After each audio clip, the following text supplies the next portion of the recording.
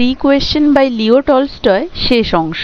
এর আগে পর্যন্ত আমরা দেখেছিলাম সেই জার তার সেই 3টে প্রশ্নের উত্তর খুঁজে পাওয়ার জন্য সেই সন্ন্যাসীর কাছে দেখা করতে গিয়েছিল, কিন্তু সন্ন্যাসী তার সমস্ত প্রশ্ন শোনার পরেও তাকে কোনো উত্তর দিলেন না, তিনি তার কাজই করে যাচ্ছিলেন। সেই সময় সন্ন্যাসী একটি কোদাল নিয়ে মাটি খনন করছিলেন। তো জার যখন দেখলেন সন্ন্যাসী তার রোগা পাতলা শরীর নিয়ে ওই মাটি খনন করতে করতে হাঁপিয়ে উঠছেন, তখন জার তার কাছ থেকে কোদালটি চেয়ে বললেন, আপনি কিছুক্ষণ রেস্ট নিন, আমি আপনার হয়ে কাজ করে দিচ্ছি। সন্ন্যাসী এটা শুনে জারকে ধন্যবাদ দিয়ে তিনি কোদালটা তার হাতে দিয়ে তিনি গিয়ে একটু দূরেই মাটির ওপরে বসলেন। এতদূর পর্যন্ত এর আগের ক্লাসে আমরা দেখেছিলাম। তো দেখো তারপর থেকে শুরু করছি। When he had dug 2 beds, মানে রাজা বা সেই জার যখন দুটো বেড বলতে কিছু দূর বিস্তৃত জায়গা যেটা তিনি কোদাল দিয়ে খনন করেছিলেন, যেখানকার মাটিগুলো তিনি উল্টে দিচ্ছিলেন, তো সেই জায়গাটাকে বেড বলছে। তো বলছে যখন তিনি খুঁড়ে ফেলেছিলেন দুটো bed, the czar stopped and repeated his question, তারপরে তিনি থেমে গেলেন। তাহলে দুটো বেড বা দুটো ওরকম জায়গা খোঁড়ার পরে তিনি থেমে গেলেন, তারপরে তিনি আবার রিপিটেড মানে আবারও ঘুরে সেই প্রশ্নগুলো করলেন। কাকে? সেই সন্ন্যাসীকে। The hermit again gave no answer, সেই সন্ন্যাসী আবারও কোনো উত্তর দিলেন না, বাট রোজ, কিন্তু উঠে দাঁড়ালেন। Stretched out his hand for the spade, এবং তার হাতটা বাড়িয়ে দিলেন সেই কোদালের জন্য, মানে তিনি হাতটা সম্প্রসারণ করে কোদালটা জারের হাত থেকে চাইলেন। অ্যান্ড সেড, এবং বললেন, now rest a while and let me work a bit, এখন আপনি কিছুক্ষণের জন্য বিশ্রাম নিন এবং আমাকে একটু কাজ করতে দিন। তাহলে দেখো জার কিন্তু দুটো বেড খনন করার পরে থেমে গিয়ে প্রশ্নটা করেছিল, কিন্তু হারমিট আবারও কোনো উত্তর না দিয়ে বরং উঠে দাঁড়িয়ে কোদালটা চেয়ে বললেন, আপনি কিছুক্ষণ রেস্ট নিন, এবারে আমি কিছুটা কাজ করি। But the czar did not gave him the spade, কিন্তু সন্ন্যাসী জারের কাছ থেকে কোদালটা চাইলেও জার কিন্তু তাকে দিলেন না কোদালটা। অ্যান্ড কন্টিনিউড টু ডিগ, নিজেই কিন্তু আবারও খনন করতে শুরু করলেন মাটি। 1 hour passed and another, 1 ঘন্টা পেরোলো এবং তারপরের ঘন্টাটাও পেরোলো। The sun began to sink behind the tree, এবং সূর্য গাছগুলির পেছনে ডুবতে শুরু করেছিল, মানে সূর্য প্রায় অস্ত যেতে শুরু করেছিল। And the czar at last stuck the spade into the ground, এবং শেষমেশ জার কি করলো, কোদালটা মাটির ওপরে স্টাক মানে গেঁথে দিল, মানে কাজ শেষ করে সে কোদালটা মাটির ওপরে, কোদালের একটি কোণা দিয়ে দেখবে মাঝে মাঝে চাষিরা কি করে, গেঁথে দেয় মাটির ওপরে, তো জারও সেটাই করলো। অ্যান্ড সেড, এবং বলল, I came to you wise man for an answer to my questions, আমি আপনার কাছে এসেছিলাম হে জ্ঞানী মানুষ আমার প্রশ্নের উত্তরের জন্য। If you can give me none, যদি আপনি আমাকে কিছুই না দিতে পারেন, মানে উত্তর যদি আপনি না দিতে পারেন 3টে প্রশ্নের, টেল মি শো, আমাকে তা বলে দিন, and I will return home, এবং আমি বাড়ি ফিরে যাব। তাহলে জার দেখলেন তিনি তার কথার উত্তর দিচ্ছেন না, তাই জার রেগে নিজেই কোদালটা না দিয়ে খনন করতে শুরু করেছিলেন। এভাবে 1 ঘন্টা 2 ঘন্টা কন্টিনিউ খনন করার পরে যখন সূর্য প্রায় অস্ত যেতে বসেছিল, শেষমেশ জার খনন করা বন্ধ করে কোদালটাকে মাটির ওপরে গেঁথে তিনি সন্ন্যাসীকে এই কথাগুলি বললেন যে, আমি তো এসেছিলাম আপনাকে প্রশ্ন করতে, আপনি যদি না পারবেন আমাকে বলে দিন, তাহলে আমি ওয়েট না করে চলে যাব। হেয়ার কামস সামওয়ান রানিং, তো সন্ন্যাসী কথাগুলো শুনলেন জারের, কিন্তু কোনো উত্তর দিলেন না, বরং তিনি বললেন, এখানে কেউ একটা বোধহয় ছুটে আসছে। সেড দ্য হারমিট, হারমিট বললেন, let us see who it is, চলো দেখা যাক কে এটা। মানে সেই সময় যখন জার হারমিটকে এই কথাগুলো বলছিল, সে সময় জঙ্গলের ভেতর থেকে কেউ যেন ছুটে আসছিল তাদের দিকে, তো সেই জন্যেই হারমিট বা সন্ন্যাসী বলল, বোধহয় আমাদের দিকে কেউ ছুটে আসছে, চলো তো দেখি কে এসেছে। দ্য জার টার্ন রাউন্ড, এবং জারও ঘুরলেন। And saw a bearded man, এবং দেখলেন একটি দাড়িওয়ালা লোক, কাম রানিং, যে কিনা ছুটে আসছে তাদের দিকে, আউট অফ দ্য উড, জঙ্গলের মধ্য থেকে, মানে আশেপাশে তো জঙ্গল ছিল, তার পাশেই বা তার মাঝেই সেই হারমিটের কুটির ছিল, তো সেই জঙ্গলের দিক থেকে একটি লোক, দাড়িওয়ালা লোক ছুটে আসছে তাদের দিকে। The man held his hand, সেই মানুষটি তার হাতগুলি রেখেছে তার স্টমাকে প্রেস করে, মানে তার স্টমাকে চেপে ধরেছে। And blood was flowing from under them, এবং সেই হাতের নিচ থেকে ব্লাড, রক্ত প্রবাহিত হয়ে যাচ্ছে। তাহলে সেই মানুষটা যে কিনা ছুটে আসছে জঙ্গলের মধ্য থেকে তাদের দিকে, তার হাতগুলো কোথায় আছে না, সে দুটো হাত দিয়ে তার স্টমাক বা পেটে চেপে ধরেছে, যেখান থেকে প্রচুর রক্ত প্রবাহিত হচ্ছে। When he reached the czar, যখন সে জারের কাছে এসে পৌঁছেছে, he fell fainting on the ground moaning feebly, যখনই সে জারের কাছ পর্যন্ত এসে পৌঁছলো, হি ফেল ফেইন্টিং, সে পড়ে গেল, মূর্ছা গেল, ফেইন্টিং মূর্ছা গেল, অন দ্য গ্রাউন্ড মাটির ওপরে, মোয়ানিং ফিবলি আর্তনাদ করে, ফিবলি ক্ষীণভাবে, মানে যন্ত্রণাতে গোঙাতে গোঙাতে সে মূর্ছা গেল, ওখানে পড়ে গেল মাথা ঘুরিয়ে। The tsar and the hermit unfastened the man's clothing, unfastened মানে খুলে দেওয়া, সেই জার এবং হারমিট সেটা দেখে তার সমস্ত জামা কাপড়গুলো খুলে দিল। দেয়ার ওয়াজ আ লার্জ উন্ড, তারপরে তারা দেখতে পেল, ইন হিজ স্টমাক, তার পেটে খুব বড় একটা ক্ষত।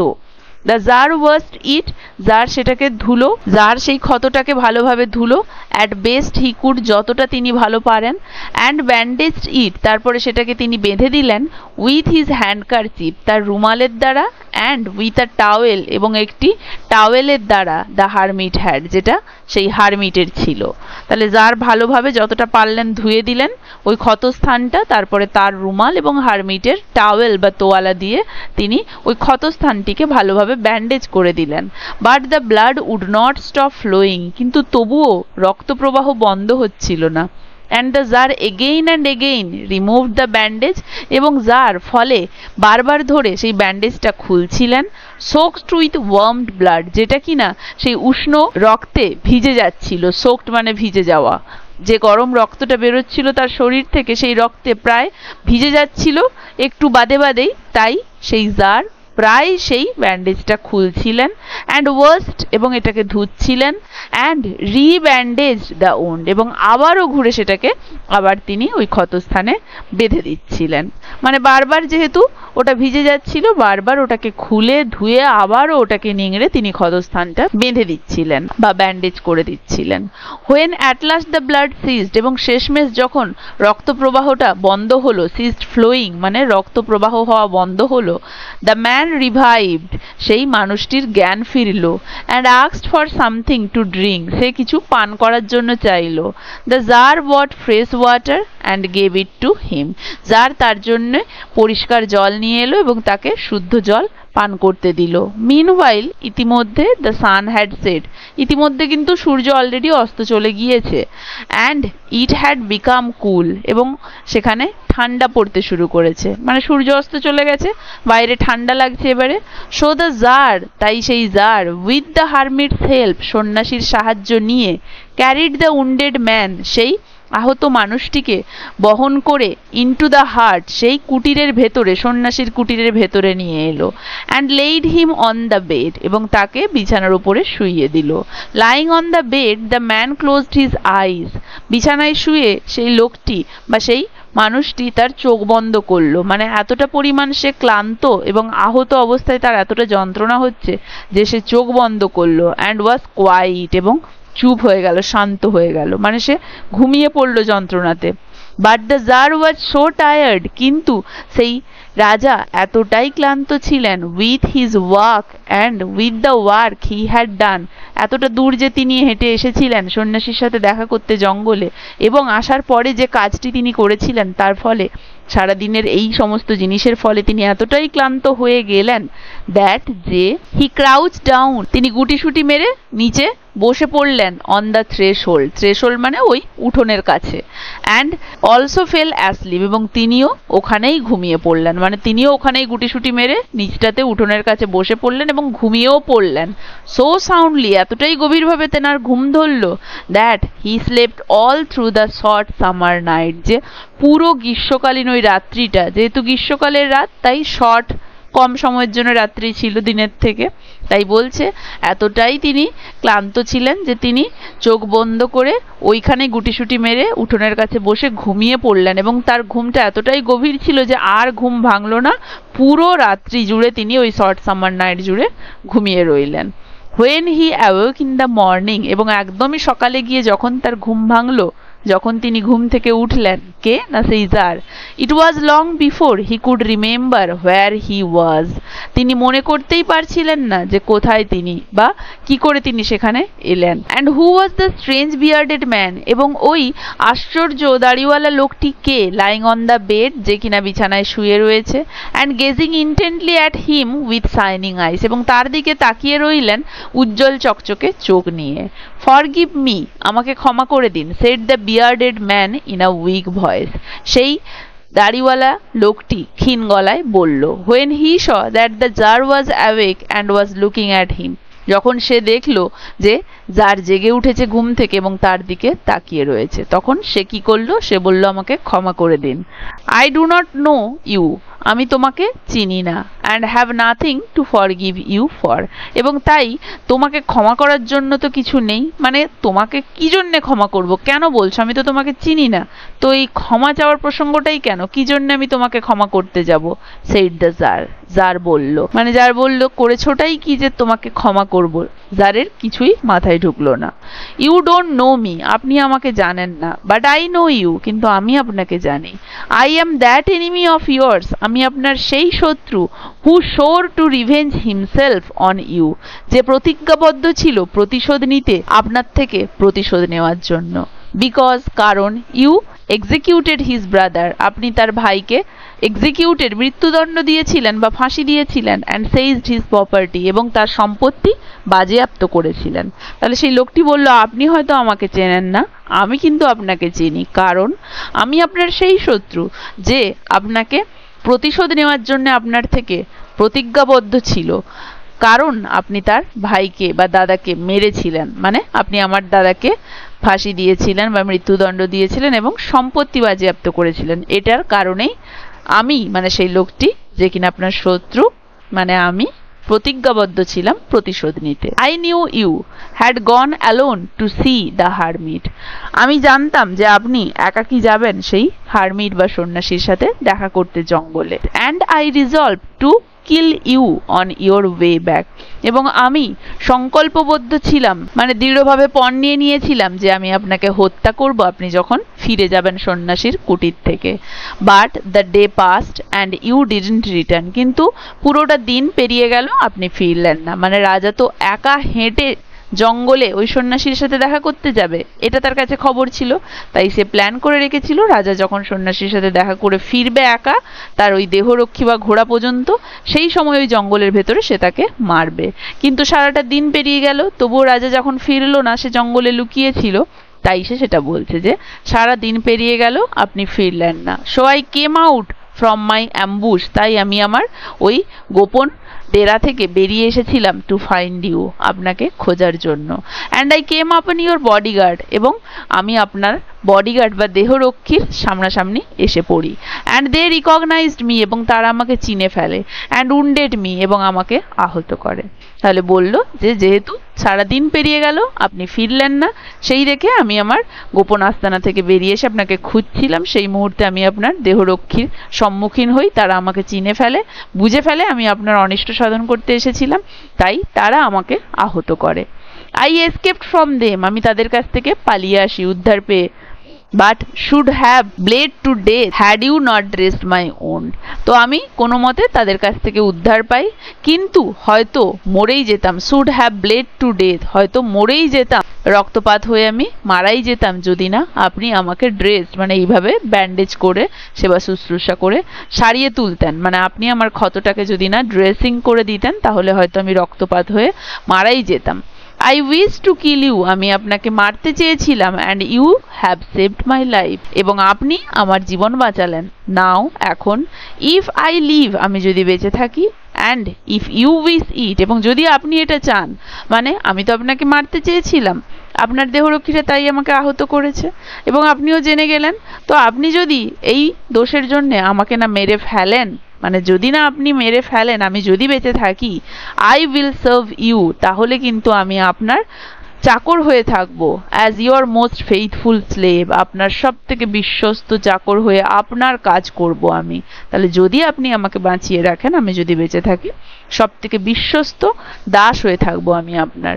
And will bid my sons to do the same, এবং আমি আমার ছেলে মেয়েদেরকেও বলবো একই জিনিস করতে। ফরগিভ মি, আমাকে ক্ষমা করে দিন। কে বলল? সেই বিয়ার্ডেড ম্যান জারকে বলল।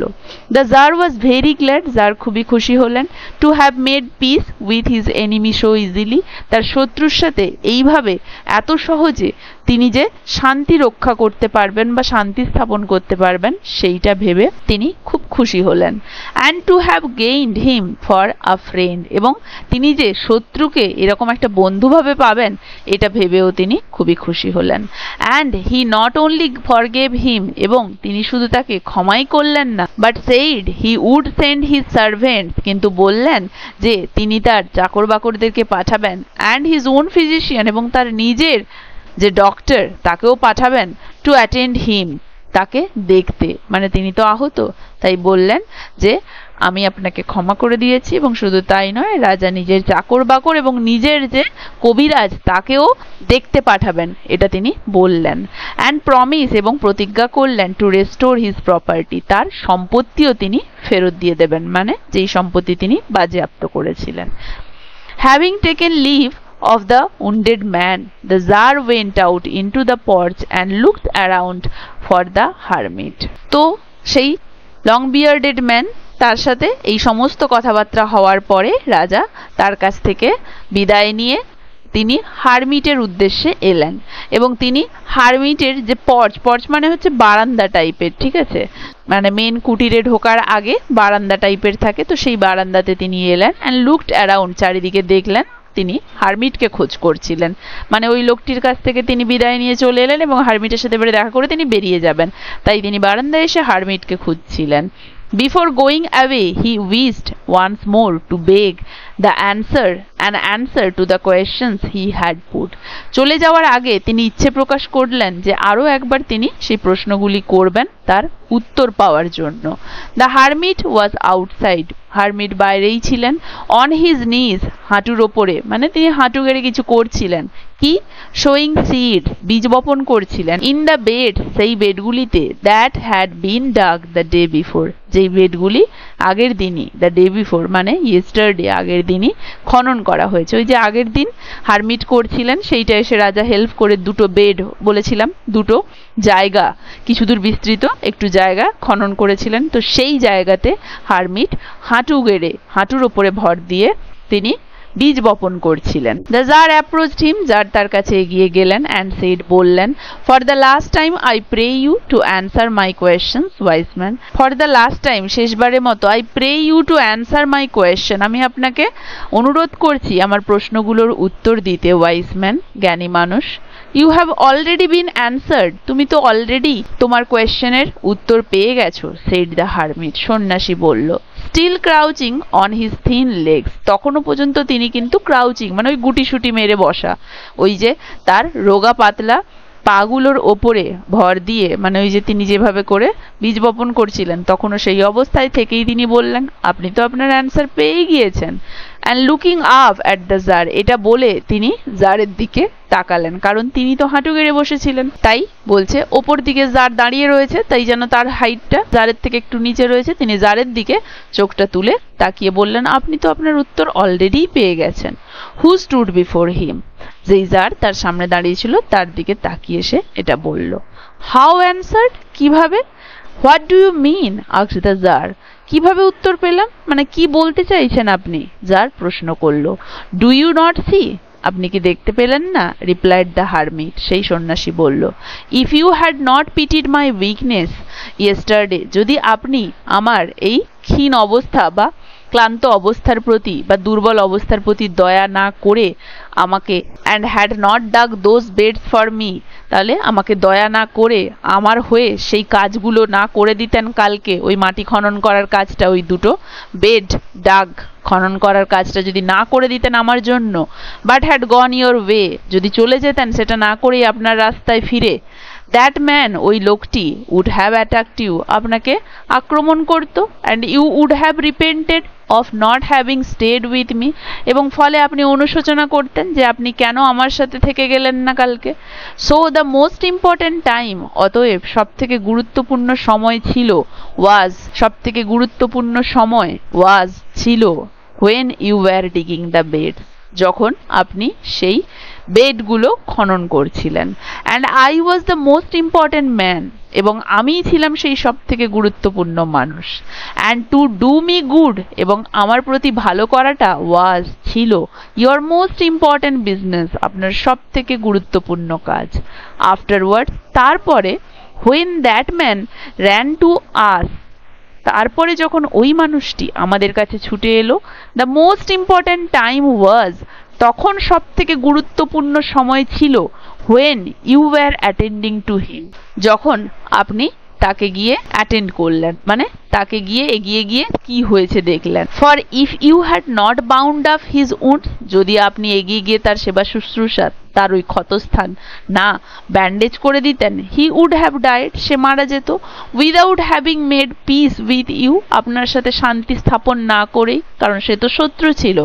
ভুল বোঝাবুঝিটা তখন আর ভাঙতো না, আপনাদের দুই শত্রুর মধ্যে শান্তি স্থাপন হতো না, এটা না হয়েই সে মারা যেত যদি না আপনি তার সেবা শুশ্রূষা করতেন, তাকে অ্যাটেন্ড করতেন। So he was the most important man, অতএব সেই সময়ের জন্য সে ছিল সব থেকে গুরুত্বপূর্ণ মানুষ। And what you did for him, এবং তখন আপনি তার প্রতি যেটা করেছিলেন, was your most important business, সেটা ছিল সেই মুহূর্তে আপনার সব থেকে গুরুত্বপূর্ণ কাজ। রিমেম্বার দেন, তাহলে মনে রাখবেন, there is only one time that is important, সেখানে শুধুমাত্র একটাই সময় রয়েছে যেটা গুরুত্বপূর্ণ। কোনটা সেটা? নাও, এখন। তাহলে পৃথিবীতে শুধুমাত্র একটা সময়ই গুরুত্বপূর্ণ, সেটা হচ্ছে নাও, বর্তমান সময়, এখনের সময়। It is the most important time, এটা সব থেকে গুরুত্বপূর্ণ সময়। বিকজ, কারণ it is the only time, এটাই একমাত্র সময়, when you have any power, যখন আপনার হাতে সেটার পাওয়ার বা ক্ষমতা থাকে। মানে এই মুহূর্তটা, বর্তমান সময়টারই অধিকার আপনার, কারণ সেই সময়টাতেই আপনার হাতে পাওয়ার থাকে। পাস্টেরও নয়, ফিউচারেরও নয়। আপনি ফিউচারও পরিবর্তন করতে পারবেন না, পাস্টে ফিরে গিয়েও কিছু ঠিক করতে পারবেন না। একমাত্র প্রেজেন্ট বা নাও, এই সময়টাকেই আপনি কন্ট্রোল করতে পারবেন, আপনার পাওয়ার থাকবে। তাই এটাই সব থেকে গুরুত্বপূর্ণ সময়। The most necessary man is he, সব থেকে গুরুত্বপূর্ণ মানুষ হলো সেই যে উইথ হুম ইউ আর, যার সাথে আপনি আছেন। তাহলে সেই বর্তমান সময়ে আপনি যার সাথে আছেন সেই হলো সব থেকে গুরুত্বপূর্ণ মানুষ। ফর নো ম্যান নোজ, কারণ কোনো মানুষ জানে না, whether he will ever have dealings with anyone else, যে এর পরে তার অন্য কারোর সাথে কোনো রকম কথাবার্তা হবে কি না। And the most important affair is, এবং সব থেকে গুরুত্বপূর্ণ কাজ হলো, অ্যাফেয়ার মানে কাজ হলো, টু ডু হিম গুড, তার প্রতি ভালো করা। মানে সব থেকে গুরুত্বপূর্ণ ব্যক্তি হলো সেই যার সাথে আপনি সেই সময়ে আছেন, কারণ আপনি জানেন না পর মুহূর্তে আপনি কারোর সাথে থাকবেন কিনা। তাই সেই মানুষটির প্রতি ভালো করাই হচ্ছে সেই মুহূর্তের সব থেকে গুরুত্বপূর্ণ কাজ আপনার জন্য। বিকজ, কারণ ফর দ্যাট পারপাস, সেই উদ্দেশ্যেই, অ্যালোন ওয়াজ ম্যান, মানুষ সেন্ট ইনটু দিস লাইফ, এই জীবনে প্রেরিত হয়েছে। কারণ মানুষ সেই উদ্দেশ্যেই পৃথিবীতে মানুষকে পাঠানো হয়েছে, অন্যের ভালো করার জন্য। তাই তো, ভালো করার জন্যই মানুষকে পৃথিবীতে ভগবান পাঠিয়েছে। তাই সেই মুহূর্তে সেই ব্যক্তির ভালো করাটাই আপনার সব থেকে গুরুত্বপূর্ণ কাজ, যেটা কিনা আপনি গতকাল দুটো পরিস্থিতির মাধ্যমে অলরেডি ফেস করেছেন বা শিখেছেন। তো অলরেডি তো তাহলে আপনি এর অ্যান্সার পেয়ে গিয়েছেন। কে বলল? সেই সন্ন্যাসী, যারকে এই সমস্ত কিছু খুলে বুঝিয়ে বলল। তো বোঝা গেছে, এর ফলে যারও তার সেই সমস্ত প্রশ্নের উত্তর সুন্দরভাবে বুঝতে পেরে গেল কি হবে। তো এখানেই এই শর্ট স্টোরিটা শেষ হচ্ছে। এই স্টোরিটা থেকে আমরা একটা সুন্দর লেসন পেলাম যে আমাদের জীবনে সব থেকে গুরুত্বপূর্ণ সময় হচ্ছে বর্তমান সময়। অতীত এবং ভবিষ্যৎ সম্পর্কে না ভেবে আমাদেরকে বর্তমানে ফোকাস করা উচিত। সব থেকে গুরুত্বপূর্ণ মানুষ হচ্ছে বর্তমান সময় আমরা যার সাথে আছি সেই, এবং তার প্রতি ভালো করাটাই আমাদের জীবনের লক্ষ্য, কারণ সেই উদ্দেশ্যেই মানুষ হিসেবে আমরা পৃথিবীতে এসেছি। এই শিক্ষাটাই আমরা পেলাম এই শর্ট স্টোরিটা থেকে। তো আশা করছি গল্পটা প্রথম থেকে শেষ পর্যন্ত সবাইকে বোঝাতে পেরেছি। কার কেমন লাগলো জানাবে, ভালো লাগলে একটা লাইক আর শেয়ার করে দেবে, আর যারা যারা চ্যানেলটা সাবস্ক্রাইব করনি কাইন্ডলি চ্যানেলটা সাবস্ক্রাইব করে দেবে। এই ক্লাসটা তাহলে এখানেই শেষ করছি। দেখা হচ্ছে পরের ক্লাসে নতুন একটা টপিক নিয়ে।